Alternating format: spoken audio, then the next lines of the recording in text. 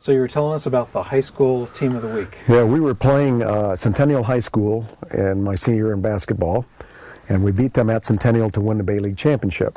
So Bob Yakel, he had a car dealership, and he had what he called the Rocket to Stardom. And it was a TV program where each week they picked the team of the week.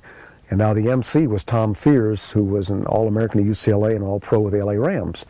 So I had known of him, and I was just excited to meet him. So now we're all going up there as a team, and my dad insists we had one suit in the family for my brother, him, and I. And I wear his suit with pinstriped tie, and I'm a little embarrassed, but I said, okay. Well, all my teammates, they just had their Letterman jackets and Levi's.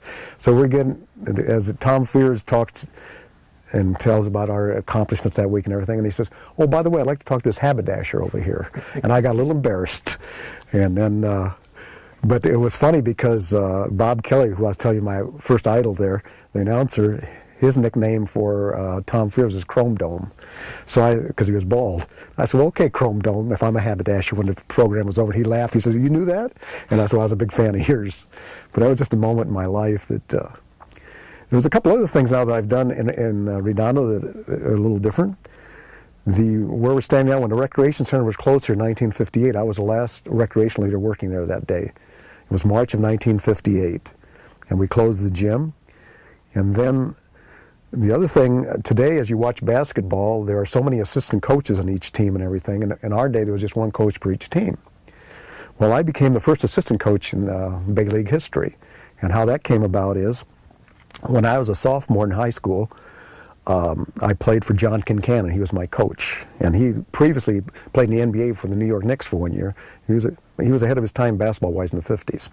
So he was my sophomore coach. And then when I got out of high school, we had an AAU team I played with. The fellow's name was Avery Bryant, had the team together. He was a coach at Pear Avenue. And we had a pretty good team, and John Kincannon and I became friends. So now they came up with the idea of summer leagues. They didn't have summer leagues till then. This was early 60. And so John Kincannon, his off-season job, he was a lifeguard at the Malaga Cove Swim Club. So he couldn't be there for the summer, so he asked me if I'd coach for him. So we won the championship. The games were out at Lawndale High School. So he said, well, you know what? He said, I'd love to have you as an assistant. Well, I didn't have a degree. In those days, you had to have a degree, so don't worry about it. I'll pay you in cash. We gave him some meal money and stuff, right? So I became an assistant coach. And years later, there's so many more assistants now. Well, now when I'm in the museum, I look through the 1962 yearbook, and there's a picture of me sitting on a bench. And that's the only time I'd ever seen that picture. And then I show it to people now because, like I say, there's so many coaches everywhere. And then I got to, well, we'd have an alumni game. Now, you know how the Globetrotters that I played against, it's a show for them to win. We would play, it was fun, we'd play offense, we'd have to play defense. But now the first game I ever fixed, we have an alumni game at Redondo. I'm coaching the alumni team, and John and I, we wanted to make sure the varsity won. You know, no one else knew this. I've only told this to a couple people. So now I've got 34 points after 3 quarters. So I made sure I didn't make any baskets in the last quarter so the varsity would win. We wanted to give him confidence for the season. And in fact, he did well. He got picked Coach of the Year. He lives in Little Rock, Arkansas now. And that was another big moment in my life because he retired out of here in the mid-60s. And I'm playing with the Globetrotters now in Little Rock. And he comes to the game. I put his kids on the bench. It was really quite, a great feeling. Because as a sophomore in high school, when I played for him, I wasn't that good. But I had such a desire. So years later, when we became friends, I said, how come you played me? He said, well, you couldn't pass, you couldn't shoot, and you couldn't dribble, but nobody hustled like you. So we had a big laugh about that. Now, you've talked about, you referred to right here, and what we're talking about is where the main library is on the Civic Center campus, which today is between Pacific Coast Highway and Broadway, right, and Carnelian and Diamond. There were a number of gyms here. We've heard from other people that the girls' gym was where the police station is. Right. There were tennis courts, a baseball field. Can you tell us what that block was before it became the Civic Center? Yeah, basically, Elena Avenue went from Carnelian to Pacific Coast Highway at an angle. And across the street from that was Lee Kendall Chevrolet and the Arthur Murray Dance Studio. So that's something most people don't remember. But now when they tore the gym down in 58, before they put the city buildings there and the library, it was the original girls' gym. And in the early 50s, they built the girls' gym where it is now in the high school because the girls would have to cross Pacific Coast Highway to go to gym and so forth. I guess it was kind of a problem and so forth. So then the city took it over and became the recreation center. And that's where you had basketball and then there was a ping pong table and a snooker table and a pool table in the back room where the kids played, and there were some stands. And then you had the first Little League was put here in 1955, and that would be like where the police department is today. And then there was the tennis courts were basically where we are in the library. And then the Pop Warner football field was out towards the city hall. But it was a utopia for kids in those days to get to come down here, and had all that going on. And that's when, like I said, I got hired here in 56, and it was great. It turned my whole life around. It was still a sad day when they tore it down for me, because I just was so excited that, I was making big money, $1.60 an hour. Now, one of the things that people have talked to us about is the downtown of Redondo Beach. Can you tell us anything about some of the buildings and the things in downtown, like the Fox Redondo? Okay. A lot of people went to the movies there. What can you tell us about the Fox? Well, it was where Captain Kidd's and Delzanos are today. That was it. And then right across from that was the Triangle Shopping Center, which is where Crown Plaza Hotel and the Gold's Gym are. But the Fox Theater, if I remember correctly, for 25 cents, you could see 2 feature movies, a serial. I know one of the movies would always be that we usually went on a Saturday, my brother and I, was a Western. So you had, our heroes of those days. Well, we both loved the Durango Kid, Hoot Gibson, Ken Maynard, the Range Riders, Gene Autry, Roy Rogers. In fact, that's a little trivia I always like to show people. Roy Rogers started as Leonard Sly. He was a bad guy in one of the Gene Autry movies, and that's how he made it. But anyway, that was a highlight for us to go down there. Now, we couldn't go in the summer because we were in the flower fields, but in the wintertime, and most of the time, actually, our favorite theater was the Strand Theater, which is in the corner of Torrance and Catalina. And we would go down there, and like I say, again, for a quarter. And next door to the Strand Theater was Walter G. Lynch Dodge. And then it became a showroom. And in 1962, Caesar and Cleo appeared there. You may know him as Sonny and Cher, because Sonny grew up in Inglewood and so forth. And then there's a bakery now about halfway down. I can't remember what the name of it is today. It was called the Pacific Bakery in those days. And for a dime, a cream puff and a chocolate eclair. That was our highlight. I mean, that was a big day for us Saturday. And then, like I say, the Fox Theater would be, it would just be the start of the amusement park. You'd come out of the theater there, and then you'd walk along, because we lived on Avenue A, and you'd walk along El Paseo there, and you go through by the plunge and the bowling alley. And another good story, too, about Redondo is the Shoeshine Parlor Willie Glenn owned. His father, David, had it down here on the El Paseo, right near the bowling alley there. And then later on, Willie, his son, moved it to Pacific Coast Highway. But in 1964, Willie's 2 sons, Willie Jr. and Frank, became student body presidents of Hillcrest and of Redondo High, which is really an unusual occurrence. Well, now, I'm down south with the Globetrotters. I'm telling them this, and they're laughing at me. No way. Because what I saw down south, we had no idea growing up here about the prejudice, right, in the 60s. And so anyway, I had to take them pictures the next year and the articles to show them that Willie and Frank, the only 2 black kids in town, were student body presidents. And they believed me. But that's how different it was. And so then there was a Ferris wheel down there. And then they had it was called the Straight Pier and the Horseshoe in those days. And then I guess after the fire in '88, they combined the 2 piers. And like I said, the Penny Arcade was great because for a penny you could go, pass your time. Now, today kids love to go to arcades and their video games. Right. What was in a penny arcade? Well, basically, it was like a little. They would and you throw little balls and try and get them in the holes, and you get prizes. And then there was another gumball machine where you'd wind it around and try to get candy or gumballs. And there was all kinds of. What was my favorite? It was like a little bowling alley type of thing. Oh, another one big was horse racing. You 5 or 6 you play at the same time. You try to beat the other guy on the horse going around. And it was just the idea of hanging out there, with your peers, and it was nice. So now a lot of people have told us that going out to dinner was not something that you did, that most people ate at home. But Right. people do have memories of some of the restaurants in South Redondo near the pier and the fish markets. Do you have any recollection of those? Well, in the early 50s, we would go to Tony's. In fact, now when the Portofino was built, my dad was one of the first maitre-d's there. In fact, he passed away during those years when he was working there. Mary Davis built that. But see, my dad's favorite place was, and it's still there, we'd go to Seal Beach, Sam's Seafood. And we'd drive all the way to Seal Beach along Pacific Coast Highway. But the thing is, see, I had two great cooks in the family. My dad was a maitre d' and also a waiter before the flour business. And then Mom, she was the oldest one in her Greek family, so that's my biggest problem today, eating too much. Because I always called it Greek lasagna. My favorite food is called pasticcio. And that was so neat about playing in Greece. You'd go out there and the sis kebabs and everything. And so going into high school here in Redondo Beach, what year did you start high school? 1952. So in 1952, what did the kids do? Say, if you could take us through the years of 9th, 10th, 11th, and 12th, what did you do for fun in 9th grade? Well, in the 9th grade, basically, I got involved with basketball and baseball at the high school. But you'd see each other at the movies on the weekends and discuss the movies, and more or less, like I said, there was a fight. You watch them fight under the pier or under the bridge there on Prospect Avenue, and then it was a clique basically that you grew up with. The kids I grew up with from South School at that time. Mm-hmm. We all went to Central School and I went there, and then I got hooked up with the basketball teammates. And then Maricosta came along. See, when we went to Central School, that was the first year because the Maricosta kids would come to 8th grade at Central School, and then we'd split up. And then they go to Maricosta. It became a big rivalry. But that was always the big thing to win. In fact, the first Maricosta Redondo basketball game, we were the champions of the Bay League, and they beat us 44-42. Still a tough loss. Then we'd be in the second round. But then in baseball, I still remember I wasn't a good hitter because I couldn't practice in the summer. There was no Little League or anything, and I'd be on the fields. I got a base hit when we beat them up there, and they gave me the game ball. I still have it in the museum today. That was 1956. We beat them 10-6. And then the thing is, like when I was a freshman, well, going back even further, when I was growing up at South School, the recreation leaders were Leonard Lifton, Jim Trainer, and Wally Nash. I consider I was from grade school, right? It was 1948.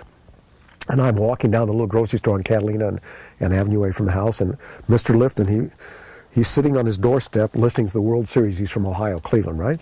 So he had me listen with him, and I became a lifetime Cleveland Indian fan from that time on because I listened to the World Series. It's the last time they ever won. So years later, I got to meet Bob Feller because I got to meet a lot of the athletes when I was on the Globetrotter Tour, and I told Bob Feller the whole story, how I became an Indian fan, and I told him, I said, you're from Van Meter, Iowa. Your dad's name was Bill. You threw 3 no-hitters, 12 one-hitters. You were 17 years old between your junior and senior year playing. He said, how do you know all that stuff? But that's a fan I was, all because of Mr. Lifton. And then and I was always a loyal person. To this day, I'm a negative fan now because the Indians traded Rocky Colavito, and I broke my heart. The Rams left Los Angeles. I root against them. The Oakland Raiders messed up with Marcus Allen. And so when Fred Clare got fired by the Dodgers, I root against them. It's amazing how Jerry West, when he got fired from the Lakers. See, now there's a little Laker history now most people don't know about. They moved out here in 1960. Well, the first professional game ever was in 1959 at the Sports Arena. The Philadelphia Warriors played the St. Louis Hawks, Wilt Chamberlain's rookie year. And Clyde Lovellette was guarding him, Bob Pettit. But getting a little further, the Lakers moved out here in 1960. Well, my friend Rex Hughes I was telling you about, later on coached the NBA, well, he's going to school at Pepperdine. It was located at 92nd in Vermont. Or I'm sorry, 72nd in Normandy. And that was an old campus, but that's where the Lakers worked out. So I would go with him to watch him practice when they first came. Jerry West came from the Olympic Games in Melbourne. I was there the day they introduced him to Elgin Baylor. And now Rex would keep track of statistics at the game at the sports arena, sitting in the front row. I would tell the guy I was under 18, I'd get in for $3 and sit next to him in press row and watch all the Laker games in 1960 and 61, because big crowds went there then. Elgin Baylor, to me, today is still the greatest basketball player of all time, but people forgot him. But you see, that's a little how Redondo tied in with the Lakers. Rex was the first team manager and all this. And it was so neat just to go to the sports arena and see that. And Rex was one of your teammates at Redondo. Right. He was a star player. He was all CAF 2 years. And he played at Pepperdine and Baylor. And now, did he ever try to do a professional career? Well, he went into the NBA as a coach. Because, see, he was 6'2" and was playing center. And he got 30 rebounds one time. Think of that, to 6'2", right? We actually beat Long Beach Poly our senior year, who became the CAF champions. But I was the GOAT of that one game, I was telling you, it cost us a championship. But Rex, toughest basketball player I've ever seen.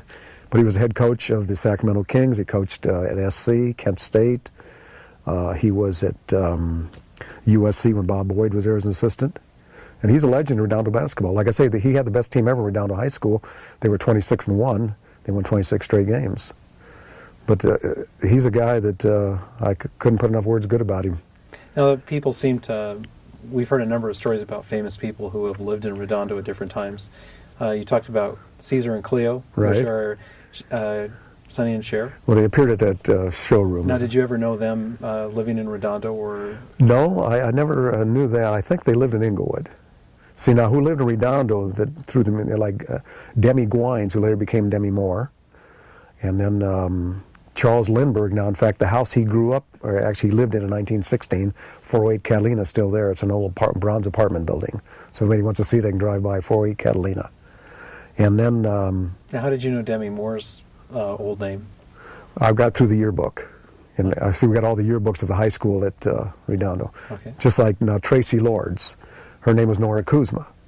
But in her honor, you always hear the bad things. Now, she grew up in Steubenville, Ohio, which, now this is always strange, because when I played in Steubenville, I always thought of one person when I was there. It's Dean Martin's hometown.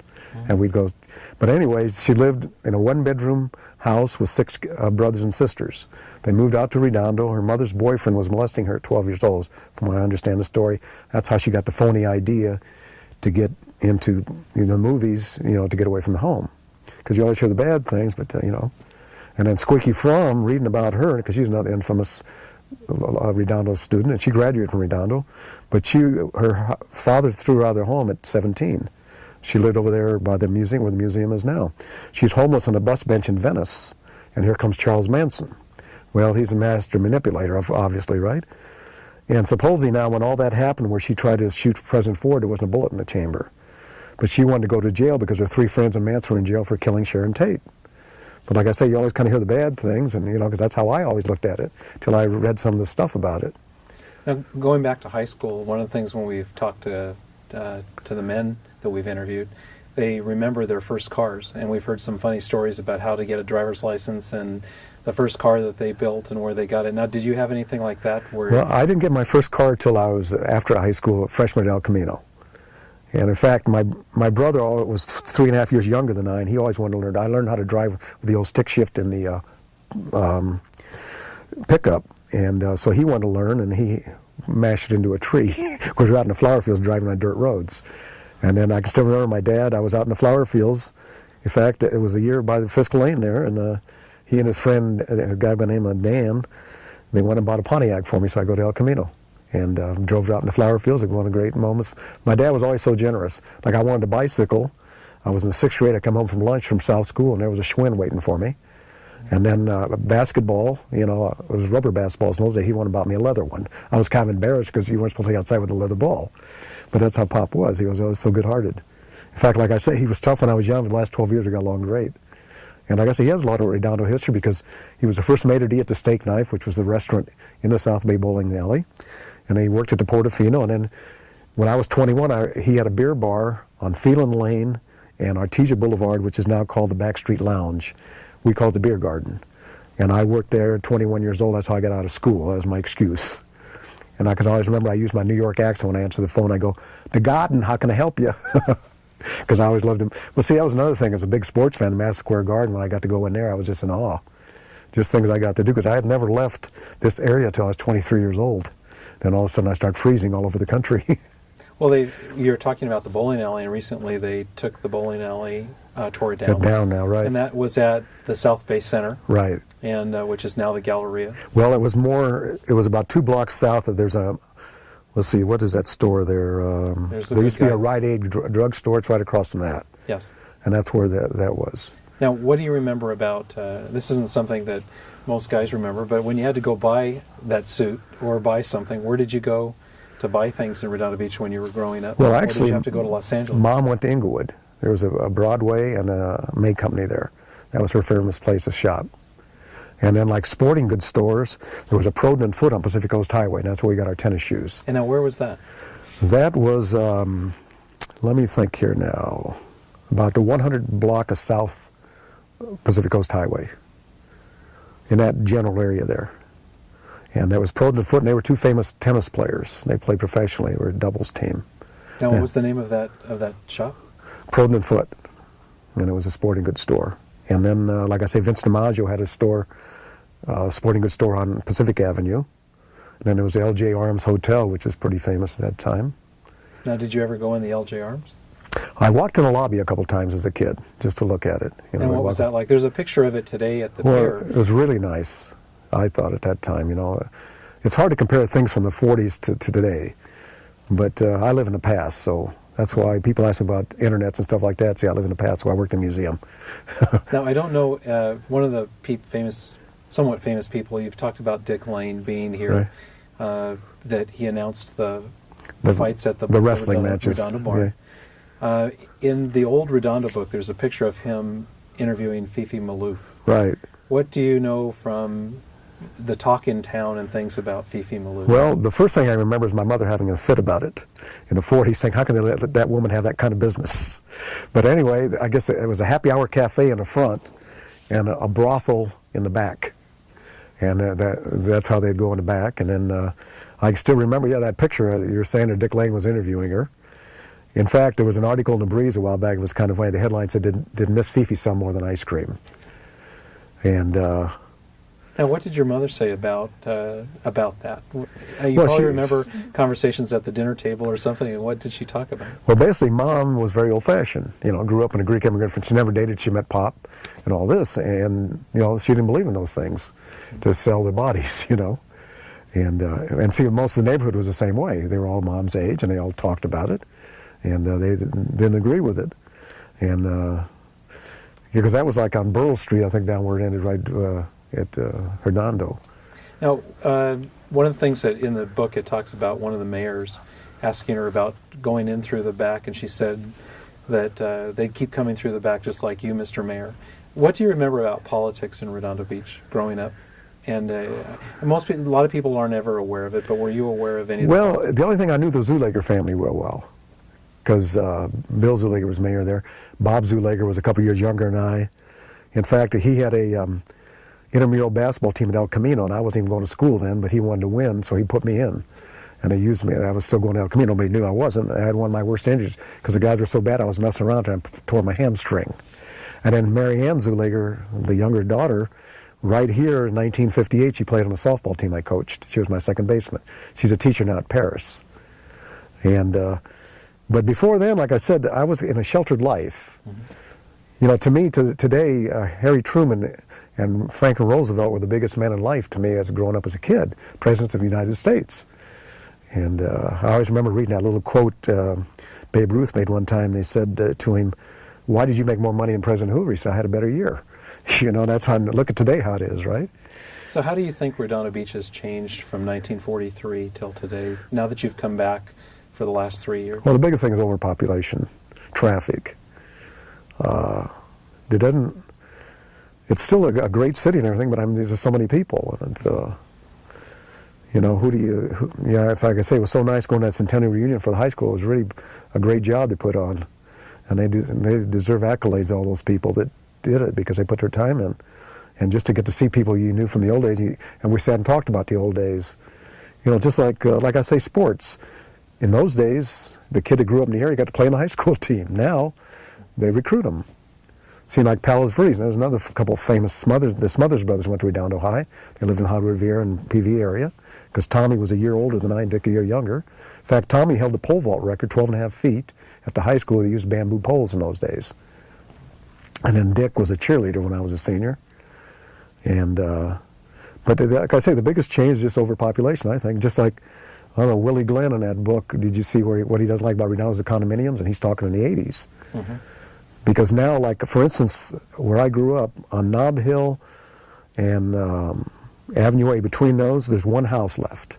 It's all condos. And that house belongs to John Bowman. He was the guy that made the D&D drugstore. He's still alive, because my brother and his son were good friends growing up. But that's the only house left on that block. And you can't... And then another one I've heard, and I think it's reliable, one of the first people to build apartment buildings on the Esplanade was Jerry Buss, the owner of the Los Angeles Lakers. And that's where he made his money. That's how he got started. Now, how did you feel about the change and the loss of a downtown in Redondo Beach? Well, I can't even explain it. It's not the same. Well, that's where I get the biggest kick out of the museum. I love to show it to people, especially the kids. I have third grade field trips from the schools, and they come in, and I show them the amusement park down there, and they're amazed. But that's Redondo Beach to me. Mm-hmm. I see Pacific Avenue, same thing where the shopping area was. But now as I look back at it, I never thought about this, but growing up, you had Redondo, Santa Monica, Ocean Park, and Long Beach had big pikes, right? Well, now didn't Disneyland just celebrate their 50th anniversary? I think Disneyland put them out of business because they couldn't compete any longer. Just like the old hotel, when the Prohibition came in the era, that's what put that out. But I think that's what Disneyland really hurt the local cities as far as, getting people here. I mean, think how different it is. Now, here's something that just came to my mind. When I was in the 5th grade at South School, we went on a train to San Diego Zoo on a field trip. People don't do that today, right? I remember in the 7th grade, we went to Knott's Berry Farm on a field trip. It was hilarious, great, because like I say, there's some changes there. The kids don't get to see that stuff today. Now, did you take a bus? To Knott's Berry Farm, but we took the train to, because that was my first train ride ever. I can always remember how neat it was to go to the zoo. But I still remember that, walking in there and seeing those huge snakes when you first walked in, right? And then. So how do you see the future of Redondo Beach? Well, nothing but positive. I think it's going to get, I'm curious to see what's going to happen with the heart of the city. But to me, this is utopia. It's my favorite place, and I can't say anything negative. And that's my final question. You've traveled all over the world with the Globetrotters. You've been to probably every continent. Why is it that you came back to Redondo? The memories, the families, the friends. And like I said, the weather. To me, that's the greatest. But it was so special. And, you take things for granted as a kid. Like I said, when I was at that reunion, I got all teary-eyed, thinking how lucky I was to go to Redondo High School. The coaches, the teachers, the classmates. I would never trade it for anything. It's just amazing. And then just to work at this rec center for 3 years and just be part of Redondo. And it's almost like fate. What's the odds of me coming back, getting interviewed for the museum job where I grew up? Oh, one of the people who interviewed me, her name was Bertha. That was my mother's name. It was unbelievable, it was just like fate. And every day I go up there, it's just, I can't even, the joy I get out of it. And then I meet people, where I'm really fortunate, traveling as I did, I'll start talking to people, where are you from originally? Well, then we have a lot in common because I've been to most of these places, and it was just like there was a fellow last week that came there, and he saw me play in Minnesota. He didn't remember me specifically, but when I told him I was chasing Curly Neal, he said, I was at that game where you were the Washington Generals. And, things like that. But just the whole concept of Redondo. Just like the people that love, there's so many people working on the history of Redondo now, which is so nice. We have the Historical Commission, that I'm involved with, and they do a great job. The Historical Society, the Leadership Group, like the Centennial Reunion. It's just amazing, what people, the time they put in. Mm-hmm. And like I say, the museum is just, it's beautiful to see, and what these people have done through the years, put it there. And then when the Morrell House is done, that in there, what a job they did. So can you tell us where the museum is now, and what the hours are? Right, at 190th and Flagler Street, right next to the dog park. And the hours are 10 to 1 on Wednesdays, 12 to 4 Saturday and Sunday. And if any groups want to come or anything, you can call Paula Matusa at City Hall, and she'll schedule it. And that number is, her extension is 3417. Okay. The number is 372-1171. But she'll set up any groups or anything, like field trips. And in fact, I had some people come in here from Palm Desert, and it's seniors, and they told me they're going to get a group to come out here. Because it's funny how many there from Palm Desert that grew up out here. But like I say, the thing is just, if you can kind of picture in your mind from the old town, the recreation center, like the Parisian Cleaners. Do you know where that was? Yes. Okay, that was the Sankey family. I was very close friends. Wayne Sankey became the harbor master. And that was my mom took her dry cleaning.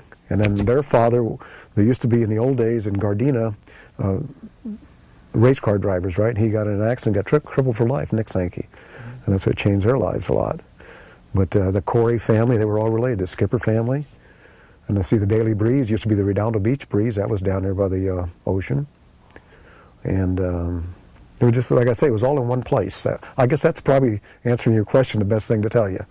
You could just walk down there and, Harry's Pool Hall.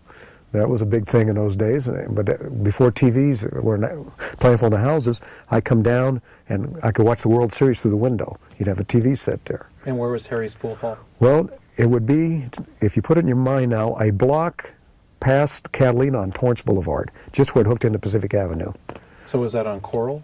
There used to be a street. Well, that was actually Pacific Avenue. You can see where Torrance Boulevard comes straight down the parking garage now, right? Yes. Used to hook, and that would be Pacific Avenue, and then Al Paseo's where the amusement park was, and then you'd go up from there. Bonita, Coral, Commercial, I think, Street, up to Catalina. See, now it's Catalina is where it ends. Like the Morel House, that was at Diamond in Catalina. And in the museum, that was located right near where the little fire department is on Pearl and Broadway. But like I say, it's hard. I wish I had taken pictures when I was a kid to just remember this stuff. But then a lot of memories come back to the museum, but yet there sure is a change. Okay, well, thank you very much. Oh, you're very welcome.